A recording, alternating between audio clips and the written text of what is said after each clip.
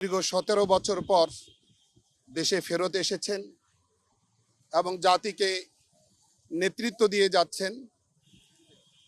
আমরা সেই মহান নেতা জনাব তারেক রহমান সাহেবের সঙ্গে আজকে সাক্ষাৎ করতে এসেছিলাম। জমিয়তুল উলামা ইসলাম বাংলাদেশের সম্মানিত নেতৃবৃন্দ আমরা এখানে উপস্থিত হয়েছিলাম। দলের সম্মানিত সভাপতি আল্লামা ওবায়দুল্লাহ ফারুক সাহেব, সহসভাপতি সিনিয়র সহসভাপতি আল্লামা আব্দুর রব ইউসুফি সাহেব, সহসভাপতি মাওলানা জোনায়েদ আল হাবিব সাহেব, সহসভাপতি মাওলানা নাজমুল হাসান কাসমি সাহেব, আমি মহাসচিব মাওলানা মঞ্জুরুল ইসলাম আফিন্দি, সিনিয়র যুগ্ম মহাসচিব মাওলানা বাহাউদ্দিন জাকারিয়া, যুগ্ম মহাসচিব মুফতি মনির হুসাইন কাসিমি। আমরা খুব মনোমুগ্ধকর পরিবেশে, অত্যন্ত হৃদ্যতা পূর্ণ পরিবেশে আমরা সাক্ষাৎ করেছি। খুব গঠনমূলক আলোচনা হয়েছে দেশ, ইসলাম, রাষ্ট্র নিয়ে, আগামীর বাংলাদেশ নিয়ে সব রকম আলোচনা খুব চমৎকার পরিবেশে হয়েছে। আমাদের যে বিএনপির সঙ্গে আসন সমঝোতা, আমাদের 4টি সিট দেওয়া হয়েছিল, সেই 4 আসনের 4 জন প্রার্থীও আমরা বৈঠকে উপস্থিত ছিলাম। আমাদের আসনগুলোতে যে বিভিন্ন রকম সুবিধা অসুবিধা এগুলো নিয়ে আলোচনা হয়েছে।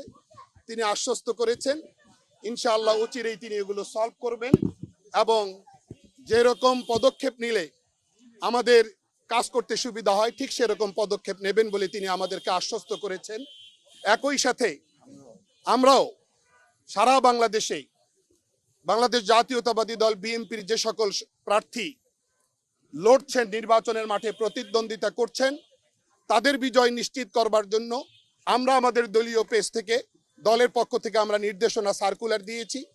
আমরা আমাদের জনশক্তিকে তাদের বিজয় নিশ্চিত করবার জন্য সাধ্যের সবটুকু নিংড়ে দিয়ে ময়দানে অবতীর্ণ হওয়ার জন্য আমরা নির্দেশনা প্রদান করেছি। বাংলাদেশ যেন আগামীতে সুন্দরভাবে বিনির্মিত হয়, বাংলাদেশ যেন আর কখনো তার পথ না হারায়, সে ব্যাপারে জনাব তারেক রহমান সাহেব দৃঢ় প্রতিজ্ঞাবদ্ধ, প্রতিশ্রুতিবদ্ধ। আমরা তাকে সহযোগিতা করব, সার্বিক সহযোগিতা, তিনি আমাদেরকে সার্বিক সহযোগিতা করবেন। আমরা কাঁধে কাঁধ মিলিয়ে একসঙ্গে পথ চলতে সক্ষম হব ইনশাআল্লাহ। আগামীর বাংলাদেশ সুন্দরভাবে বিনির্মিত হবে, আগামীর বাংলাদেশ সুন্দরভাবে পরিচালিত হবে, সেই প্রত্যাশা, সেই আশা আমরা ব্যক্ত করছি। সেই বিদ্রোহী প্রার্থী যারা আছেন তারা যেন একটা সিদ্ধান্তে আসে, কেন্দ্র যেন এটা সলভ করে। তারা মাঠে থাকলে আমাদের চলাটা একটু বাধাগ্রস্ত হচ্ছে না। তারা যদি নির্বাচনে থাকে তা আমাদের কার্যক্রম পরিচালনা করা, তাদেরও কিছু অনুসারী থাকে, স্বাভাবিকভাবে কিছু ব্যাঘাত, কিছু ব্যত্যয় সৃষ্টি হতে পারে, যেটা আমাদের বিজয়ের প্রতি একটি বাধা, সেটি আমরা বুঝিয়ে বলবার চেষ্টা করেছি। ইনশাআল্লাহ এই বাধাটা তারা অপসারণ করবেন, আমাদেরকে তারা এরকম আশ্বাস দিয়েছে। বহিষ্কারটা তো আসলে একমাত্র সমাধান নয়। আমরা মনে করি একটু তাদেরকে ডেকে, তাদেরকে একটু যদি বুঝিয়ে কাউন্সিল করে কনভিন্স করা যায়, তাহলে আমি মনে করি এটা সহজ একটা পথ, সমাধানের একটা সহজ সরল রাস্তা। ইনশাআল্লাহ আমরা কোনোভাবে এটাকে কঠিন মনে করছি না।